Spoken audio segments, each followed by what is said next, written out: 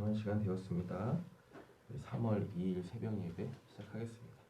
찬송가 330장입니다.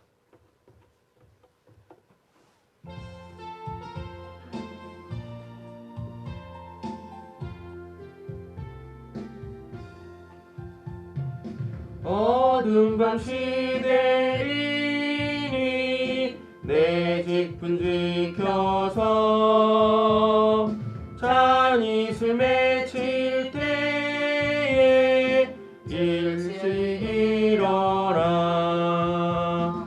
해 돋는 아침부터 힘써서 일하라. 일할 수 없는 밤이 속히 오리라.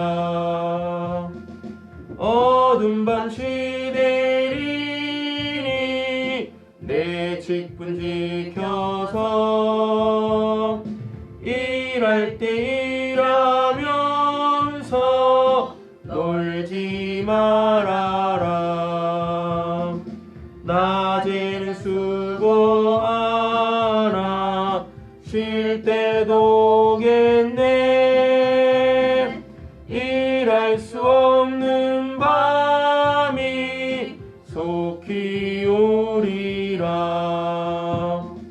어두운 밤 시대리니 내 직분 지켜서 지는 해 비낀 볕에 힘써 일하고 그 빛이 닿아여서 어둡게 되어도 할 수만 있는 대로 힘써 일하라.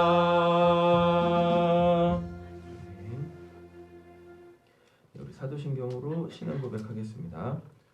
전능하사 천지를 만드신 하나님 아버지를 내가 믿사오며 그 외아들 우리 주 예수 그리스도를 믿사오니 이는 성령으로 잉태하사 동정녀 마리아에게 나시고 본디오 빌라도에게 고난을 받으사 십자가에 못 박혀 죽으시고 장사한 지 사흘 만에 죽은 자 가운데에서 다시 살아나시며 하늘에 오르사 전능하신 하나님 우편에 앉아 계시다가 저리로서 산 자와 죽은 자를 심판하러 오시리라.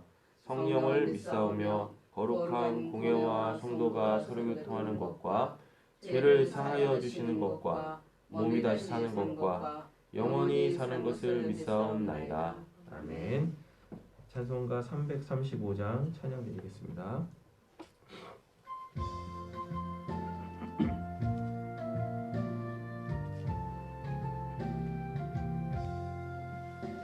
크고 놀라운 평화가 내게 있네.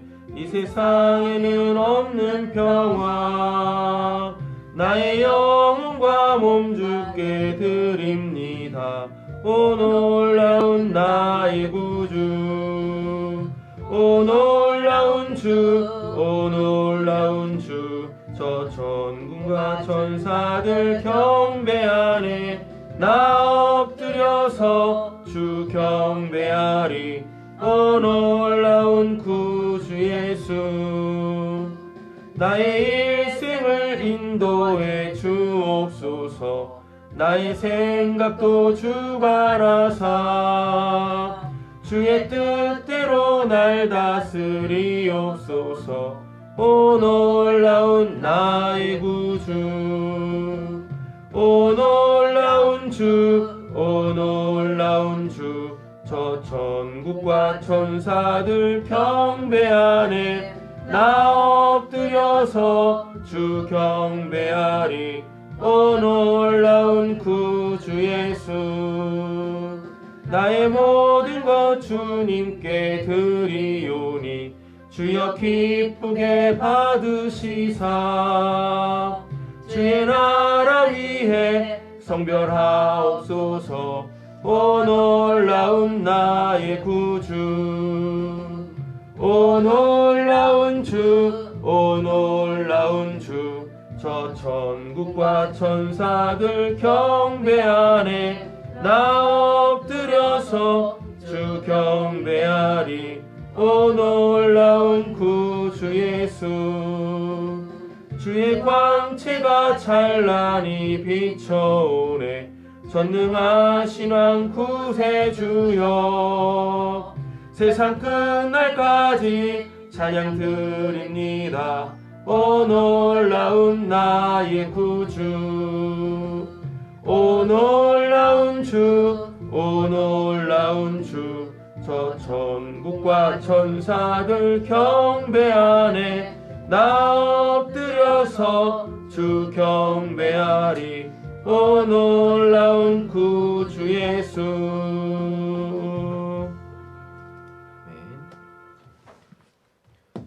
예, 오늘 함께 묵상하실 말씀은 사무엘상 2장입니다.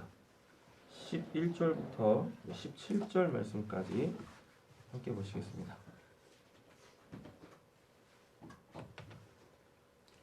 사무엘상 2장 11절부터 17절 말씀입니다.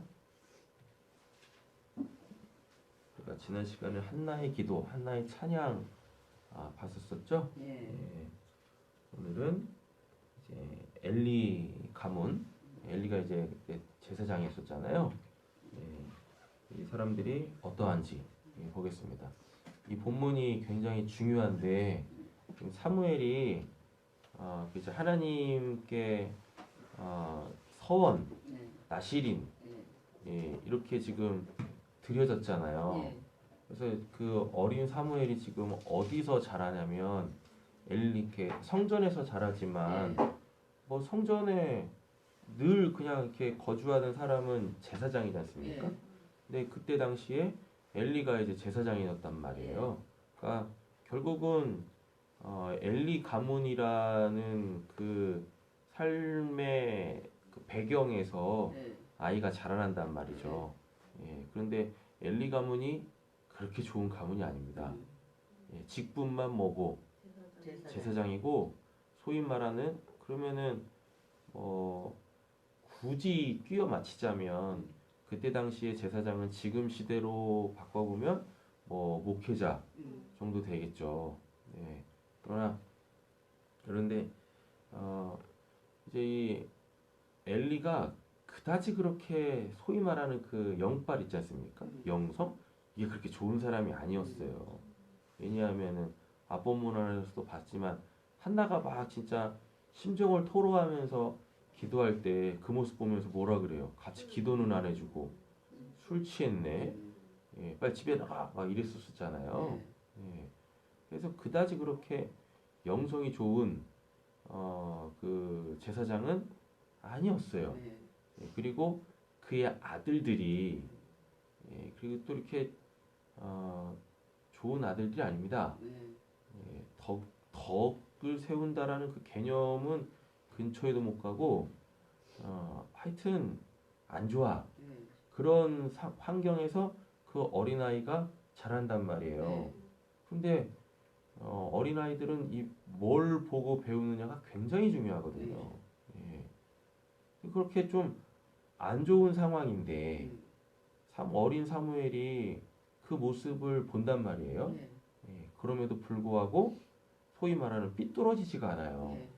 그 하나님 앞에서의 경건하지 못한, 거룩하지 못한 모습을 보는데도 전혀 그거에 영향을 받지 않습니다. 예, 그리고 어려서부터 그냥 하나님이 사무엘을 강권적으로 확 붙드셔가지고 그렇게 하나님이 친히 양육해 가시는 그런 모습을 볼 수가 있다라는 이야기인 거죠. 예, 그래서 믿음이라는 건 기본적으로 어떻게 형성이 되어지냐면 내가 뭘 듣고 뭘 보고 뭘 경험하느냐에 의하여 믿음이라는 것이 생겨요.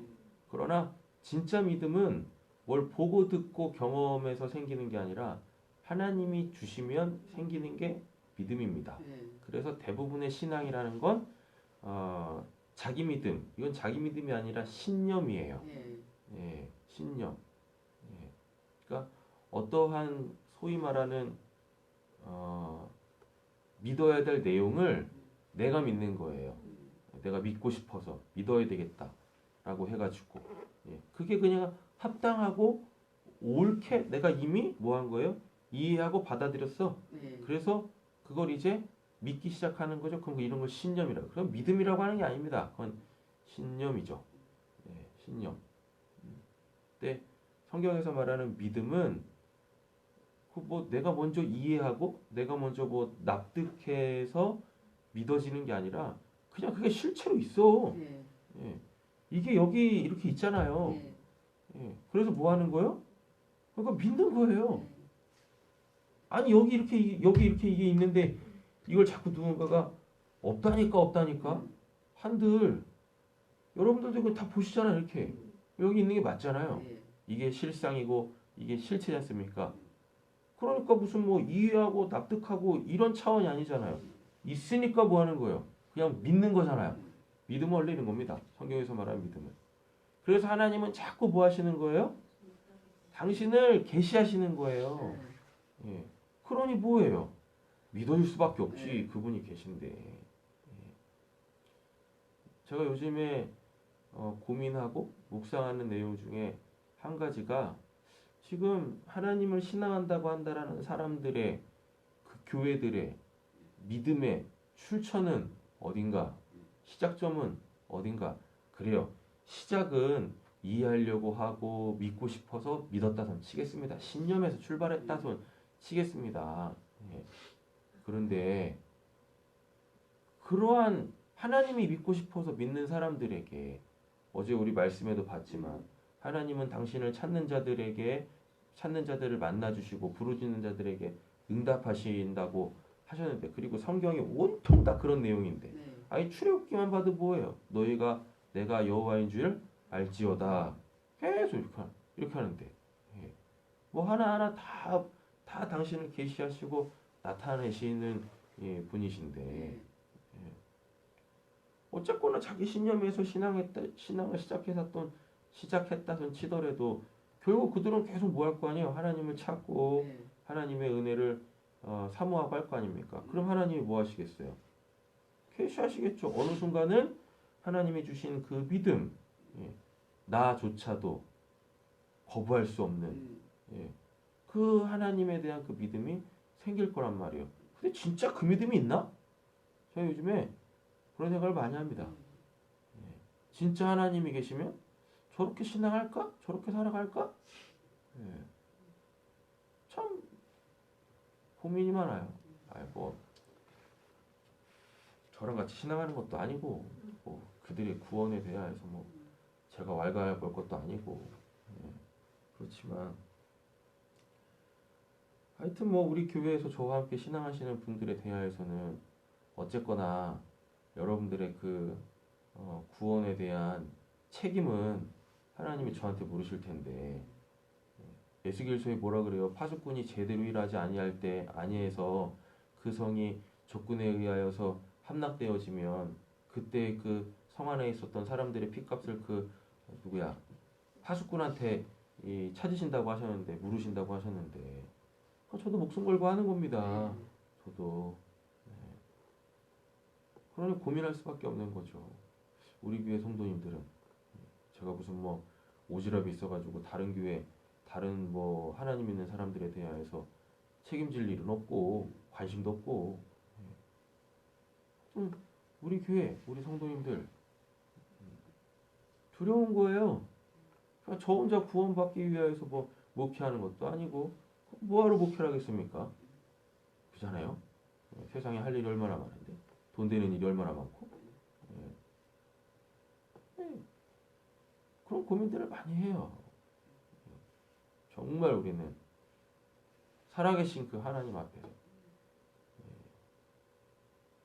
거부할 수 없는 그 하나님 앞에서 분명하신 그 하나님 앞에서 어떻게 신앙하고 있고 어떻게 살아가고 있는가. 정말 그 하나님이 두렵긴 한가? 그 하나님 품으로 달려갈 마음은 있는가? 하나님 이렇게 계시다면?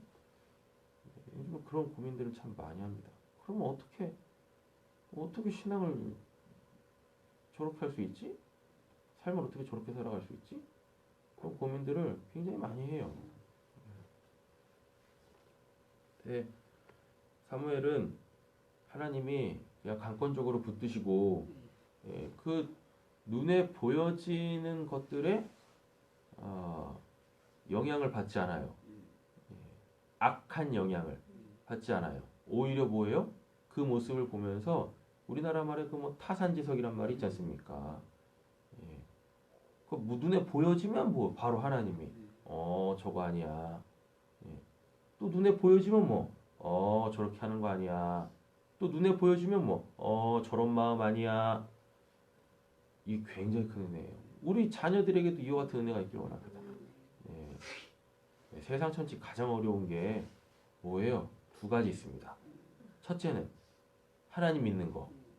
세상 천지 가장 힘들어. 왜? 안 보이니까, 안 들리니까. 근데 세상 천지 가장 쉬운 게 뭐예요? 하나님 믿는 거. 왜?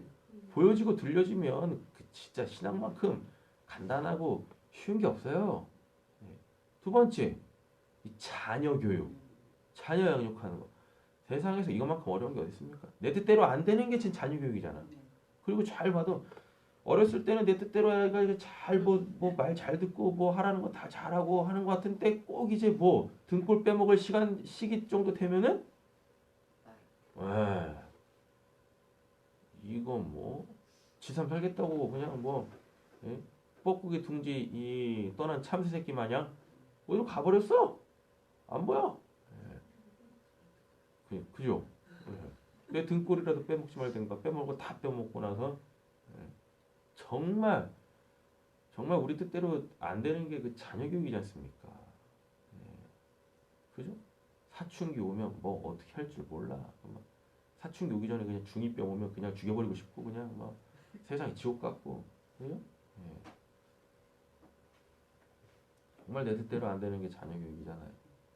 그런데 하나님께 누구를 맡기면 나도 내 자신을 하나님께 맡겼잖아.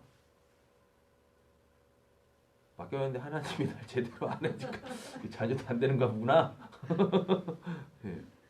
그죠? 내가 할 수 없는 영역, 그 영역을 하나님께 내어 맡기면 하나님이 우리가 할 수 없는 그 영역에서 우리 자녀들을 지키시고 보호하십니다. 잘 보는 거예요. 내가 할 수 있는 영역은 뭔지. 그건 역시 하나님께 도움을 구해서 하나님이 주신 지혜와 능력과 권세로 해야 되겠지만 진짜 내가 할 수 없는 영역이 있어요. 자녀 교육할 때도 양육할 때도 그 영역만큼은 온전히 그냥 하나님께 딱 맡기는 거야. 아무리 내가 믿어라 해도 안 믿잖아. 솔직히 뭐 우리도 뭐 누가 믿으라 해서 뭐 하나님 믿어졌습니까? 그잖아요. 뭐 하나님에 대한 신앙이 뭐 우리나라 토종 신앙도 아니고 수입해온 아주 비싼 신앙인데 그잖아요.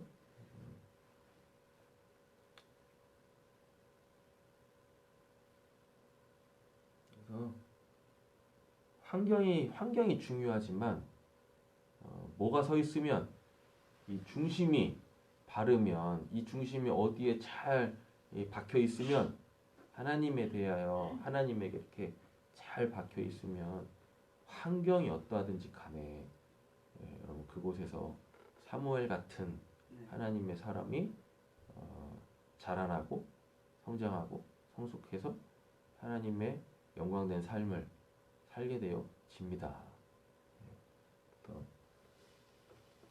우리가 신명기에서도 보지만 나만 말씀 묵상하라는 게 아니라 뭐예요? 말씀 잘 들었냐? 그럼 집에 가서 자녀들에게도 뭐해라? 강론하라. 강론해라. 마음이 어떠해야 되는지, 삶을 어떻게 살아야 되는지, 하나님은 어떤 분이신지, 인생은 무엇인지 이런 것들에 대하여서 잘 가르치라고 하죠. 11절입니다. 엘가나는 라마의 자기 집으로 돌아가고 그 아이는 제사장 엘리 앞에서 뭐예요? 여호와를 섬긴대요. 12절입니다. 엘리 아들들은 행실이 나빠 여호와를 알지 못하더라. 그죠? 엘리 아들들은 행실이 나빠 여호와를 알지 못했대요. 그러면은 이게 적어도 여호와를 알지 못한대잖아요. 그러면은 뭐 보여지겠어요 거기? 하나님이 뭐 보여지겠냐고. 쉽게 말하면 하나님을 두려워하고 하나님을 사랑하고 그래서 하나님께 온전히 그리고 또 여긴 또 제사장 집안이잖아. 그럼 하나님께 올인해야지. 잖아요. 하나님 앞에서 거룩해야지. 이렇게 막 거룩하게 살면 그 하나님께서 계속 역사하실 거 아니에요. 예. 그 거룩한 곳에 하나님이 계시니 하나님 계속 이렇게 나타나실 거 아닙니까? 그러면은 어린 사무엘이 그거 보면서 야 하나님이 이러시구나. 이럴 땐 이렇게 역사하시고 이럴 땐 이렇게 해야 되는 거구나. 잘 보일 거 아니에요. 예. 근데 뭐래요? 행실을 할바 여호와를 알지 못한데 그럼 거기 어떻게 하나님이 계시하시겠냐? 거기서 무슨 하나님이 역사를 하시겠냐고요? 예. 그러니까 보여지지가 않는 거죠. 환경 자체에서. 그럼에도 불구하고 뭐예요? 하나님이 사무엘에게 직접적으로 나타나시는 그 은혜들이 있단 말입니다. 그러니까 아무리 환경이 악해도 내가 중심이 뭐하면 바르게 서 있으면 그리고 하나님께서 일을 하시면 하나님이 그 사람에게 뭐하는 거예요? 계시하시고 나타나셔서 하나님으로만 살게 하시게 한다라는 이야기입니다. 그래서 그 무너진 곳들을 거룩하게 다시 세워간다고요. 그건 분명히 아셔야 돼요. 환경이 안 좋은데 거기서 하나님의 영광을 보기란 어렵습니다. 하나님을 알지 못하는 사람들 속에서 어떻게 하나님이 당신을 직접적으로 계시하실 수가 있으시겠어요? 구름 가운데 임재하셔가지고 창조 원리대로 일하시겠지. 그럼 사람들은 다 뭐라고 그러겠습니까? 운이 좋았다 없었다 이딴 소리는 하겠지. 그 제사장들이 또 제사장이라 그래 또 백성에게 행하는 습관은 이러하니 곧 어떤 사람이 제사를 드리고 그 고기를 삶을 때 제사장의 사환이 손에 새 살 갈고리 이게 저팔계였나 봐. 탁 해가지고 하나님 걸 왜 도둑질을 해? 새 갈고리를 가지고 와서 그것으로 냄비에다 솥에나 큰 솥에나 가마에 찔러 넣어 갈고리에 흘려 나오는 것은 제사장의 자기 것으로 가지되 실로의 그곳에서 모든 이스라엘 사람에게 이같이 할 뿐 아니라. 나쁜 놈이죠. 그잖아요. 제가 이런 표현 좀 종종 씁니다. 목사도 직업이 맞아요. 근데 목사가 밥 빌어 먹고자 해서 또는 자기의 사리사욕을 채우기 위해서 목회를 하는 순간 교회는 커질 수 있습니다. 교회는 커질 수 있어요. 그러나 거기에서 구원을 찾아볼 수가 없죠. 그런 겁니다. 그래서 교회는 커지면 안 돼요. 교회는 결코 커지면 안 됩니다. 뭐 할 수 있어요? 교회는 어느 정도여야 되냐면 본인들이 할 수 있는 그 일들 있지 않습니까? 본인들이 할 수 있는 그거 뭐겠어요? 믿음의 가정에 더욱 선을 행할 수 있는 그 내어줌을 감당할 수 있는 그 정도의 규모? 규모라고 해야 되겠죠? 거기까지만 딱 성장하면 돼요. 그리고 보니까 교회도 알아요. 어제도 말씀드렸지만 딱 그 사이즈가 커지는 거를 딱 멈춰서야 할 때, 그리고 세포 분열해야 될 때가 언제냐면 몰라 옆에 있는 사람이 누군지. 그럼 그때부터 뭐 해야 돼요? 교회는 계속 세포 분열해 나가야 돼요. 어떻게 한 교회에서 같이 신앙하는데 누가 누군지도 모릅니까? 말이 돼요 그게? 어떻게 성도의 교제가 거기서 일어납니까? 그죠? 그러니까 기형적인 한국 교회는 이참에 되면 좋겠지만 언젠간 깨어지고 부셔지게 되어져 있어요. 그리고 이미 징조는 보입니다. 이미 징조는 보여요. 교회의 사유화. 이런 것들로 시작해서 되는 거죠. 뭐 사리사욕 때문에 뭐 하고 있어요? 이 엘리 가문이 제사장 직분을 감당하고 있어요. 감당한다라기보다는 그냥 하나님의 것 도둑질하면서 하는 거죠. 하나님이 가만히 계시겠습니까? 몇 절일까요? 15절. 기름을 태우기 전에도 제사장의 사환이 와서 제사 드리는 사람에게 이르기를 제사장에게 구워드릴 고기를 내라. 그가 내게 삶은 고기를 원하지 아니하고 날 것을 이건 뭐 그냥 총체적으로 시스템 자체가 뭐 하고 있어요?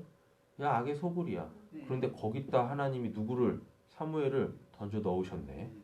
예, 그 악의 소굴에다가 여러분 그래서 하나님이 우리를 어디서 구원하셨지만 죄악 가운데 구원하셨지만 어디다 다시 던져 넣으시는 겁니까? 예, 세상 내가 구원받은 그곳에 다시 던져 넣으시는 거예요. 그래서 알게 하십니다. 뭐 구원받기 전과 후에 살면 어떠해야 되는지를 명확하게 보여주는 거예요. 그죠? 시금석이 되는 거예요. 시금석이. 그래서 다시 그를 보내는 겁니다. 그리고서 알게 하시는 거죠. 너가 어디서 구원받았는지 잘 봐. 예. 우리가 거기서 그렇게 살았으니 누구보다도 그들을 잘 알 거 아닙니까? 그렇잖아요. 나도 그들의 무리에서 더불어 살아갔었잖아요. 똑같은 마음으로. 근데 거기서 구원해냈다고. 예. 근데 구원해서 바로 천국 보내는 게 아니라 천국 들어오게 하시는 것이 아니라 다시 걸리 보내셨어요. 다시 걸리 보내셨다라는 의미가 뭐겠습니까? 예. 허무한 그 인생 가운데 보내셨다라는 얘기가 뭐겠어요? 거기서 뭐하라? 사람 낚는 어부대라고. 예. 예수님이 제자들 부르실 때 뭐라 그래요? 내가 너희를 사람 낚는 어부되게 하리라 하고 하셨잖아요. 예. 인생이 뭔지 알려주고, 그죠? 예. 마음은 어때야 되는지, 삶은 어때야 되는지, 예. 그 진리를 이쪽에 있는 그 진리를 복음으로 이쪽에다가 예, 던져서 하나님의 것 도둑질하는 게 아니라 예, 요 새 갈고리에다가 그냥 탁 예. 진짜 인생이 뭔지. 진짜로 존재하는 게 뭔지 없어지지 아니하고 영원한 것이 뭔지를 보여주고 증거할 수 있는 하나님 나라의 산 증인들이 되라고 그래 보내신 겁니다. 거기 물들지 말고 옛적 삶으로 다시 돌아가지 말고 그들과 분명하게 뭐 구별하여 거룩함이라는 것이 뭔지 진짜 회복과 행복과 축복된 삶이 뭔지를 알리라고 우리를 다시 글리 보낸 거예요. 근데 어떻게 거기를 벌레 취급하며 예? 어떻게 그곳에 등을 돌리고 할 수 있겠습니까? 진짜 우리가 등 돌려야 될 대상은 뭐예요? 교회 안에서 부패한 자들. 예. 어저께 뉴스 봤는데 지금 그 코로나가요. 진짜 열일하고 있어. 열심히 일하고 있어. 예. 지금 그 신코로나 천지 지금 다 색출해내고 있지 않습니까? 네. 정부가 그냥 앞장서 가지고 막 하고 있잖아요. 이번에 새로 걸린 놈이 있어요. JMSA, JMS, 정명석. 예. 걔네 그 이름이 뭐더라? 무슨 뭐 세계 하여튼 뭐 걔네 무슨 이름 있거든요. 종교 이름. 우리가 무슨 대한예수교 장로 이런 거 있는 것처럼 걔네도 왜 걸렸다니까 이번에? 예. 천안인가 어디? 줌바 댄스? 뭐 그 여 강사가 있대요. 그 여자 확진자 걸렸거든요. 예. 알고 봤더니 그 여자가 JMS래. 그래가지고 거기 지금 걸렸어요. 지금 2단 사이비 다 잡아내고 있어. 되게 하나님이 아주 하나 재밌게 일하셔. 아 참네. 그 열리라고 계셔요. 네, 열리라고. 얼마나 웃긴지. 16절입니다. 그 여기를 반드시 먼저 기름을 태운 후에 내 머리에 원하는 대로 가지라 하며 그가 말하기를 아니라 지금 내게 내라. 그렇지 않으면 내가 억지로 빼앗으라 했으니. 예. 아, 이게 무슨 뭐 강도 날강도지. 안 그래요? 이 날강도잖아요 지금. 예. 예. 이것 때문에 예수님 시대에 예수님 뭐라고 성전을 까댄지 아십니까? 니들이 강도의 소굴, 기도하는 집을 강도의 소굴로 만들어 버렸구나. 얘네 때문에 그런 거예요. 얘네 때문에. 예.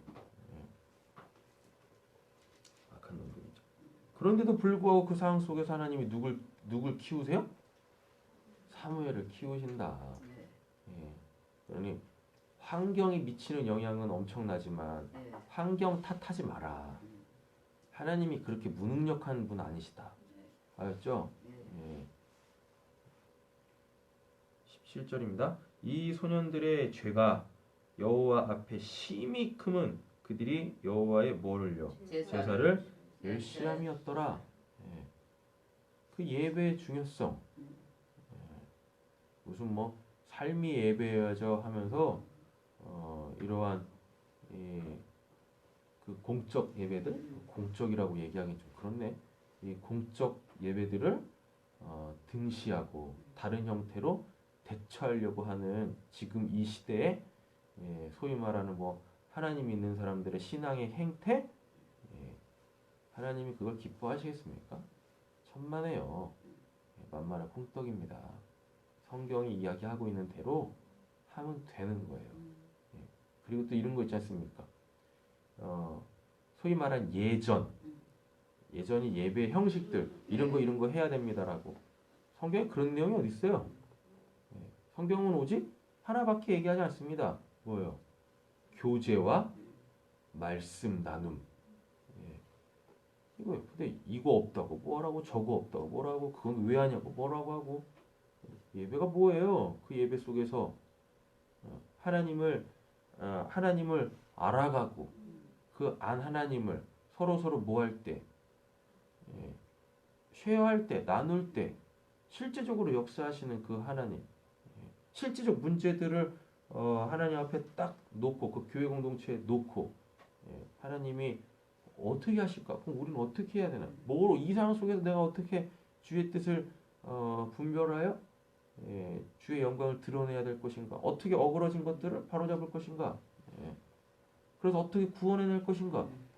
이게 예배지. 이게 예배죠. 삶의 예배라고 뭐 이건 뭐 하나님을 배우고 성도가 서로 교제하는 것 이런 것들을 폐해버리려고 하는 것은 얘네하고 똑같은 거예요. 똑같은 겁니다. 뭐만 있으면 그냥 뭐부터 하기 바쁘고 교회 문 닫기 바쁘고 그죠? 성경대로 신앙해야죠. 한 가지만 더 말씀드리고 마치겠습니다. 하여튼 이번 사태 때문에 기독교도 굉장히 큰 데미지를 입었잖아요. 영적 데미지를 입은 건 분명해요. 왜요? 교회가 문을 닫았잖아요. 그러니까 본질을 얘기하는 겁니다. 본질을 얘기하는 거예요. 교회가 문을 닫았어요. 그래서 천국에는 있지도 않은 온라인으로 막 예배를 개최하고 그렇습니다. 근데 그런 말들이 많아요. 뭐라고 하냐면 인문학을 배우면 성경이 우습게 보인다고. 맞아요. 그러니까 그 말 자체가 맞다라는 게 아니라 요즘 학교 시스템이나 이런 데서 인문학을 가르치지 않습니다. 인문학이라는 걸 그냥 아주 쉽게 얘기하면 인간은 뭔가, 인간의 삶이라는 것은 뭔가, 인간을 어떻게 바라볼 것인가, 어떻게 이해할 것인가 이런 걸 다루는 게 인문학이거든요. 근데 요즘에 그런 사조들이 막 일어나고 있어요. 인문학을 배우면 성경이 우습게 보인다고. 정말 무식한 말들이죠. 세계 최고의 인문학 교재를 딱 꼽으라면 성경입니다. 그래서 진짜 인문학 학자들은요, 그 이제 뭐 이렇게 문학 작품들을 연구하는 사람들이 가장 힘들어하는 게 성경이에요. 성경은 필수 코스예요. 문학을 하는 사람들이나 인문학을 하는 사람들이나 본인들이 사람들이 연구해낸 그 사람들이 써낸 그 작품들 위에 최고 레벨이 성경이에요. 얼마나 무식하면 무슨 뭐 인문학을 배우면은 성경이 우습게 보인다느니 이딴 소리라는지. 성경 보세요. 얼마나 높은 도덕률을 요구하는지. 그죠? 그러니까 무슨 뭐 대학교 석사 박사, 철학 박사, 인문학 박사 다 필요 없어요. 뭐만 보면 돼요? 통독 열심히 하시면 됩니다. 네. 10분 후에 통독 열심히 하시면 돼. 기도하겠습니다. 하나님, 우리가 환경 탓하지 않게 하여 주시옵소서.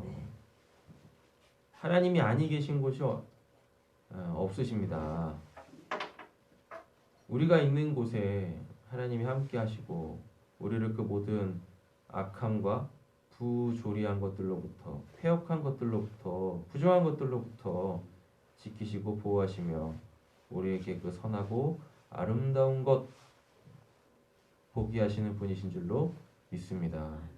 하나님, 우리가 어떠한 상황에서든지 간에 그 하나님의 사랑의 시선, 그리고 그 따가운 시선 회피하지 않는 자들이 되게 하여 주시옵소서. 그래서 환경을 바라보며 그 악에 물들지 않게 해주시고 시험 들거나 실족하지 않게 해주시고, 하나님, 제가 이 상황 속에서 어떻게 살아야 됩니까? 무엇을 보아야 합니까? 무엇이 하나님의 뜻입니까? 겸손히 물을 수 있는 저와 우리 사랑하는 성도님들 되게 하여 주시옵소서. 믿을 말씀 예수님 이름으로 기도드립니다. 아멘. 하늘에 계신 우리 아버지여, 이름이 거룩히 여김을 받으시오며 나라의 마옵시오며 뜻이 하늘에서 이루어진 것 같이 땅에서도 이루어지이다. 오늘날 우리에게 일용할 양식을 주옵시고 우리가 우리에게 죄진 자를 사하여 준 것 같이 우리의 죄를 사하여 주옵시고 우리를 시험에 들게 하지 마옵시고 다만 악에서 구하옵소서. 대개 나라와 권세와 영광의 아버지께 영원히 있사옵나이다. 아멘. 45분까지 기도하시다 통독 시작하겠습니다. 10시.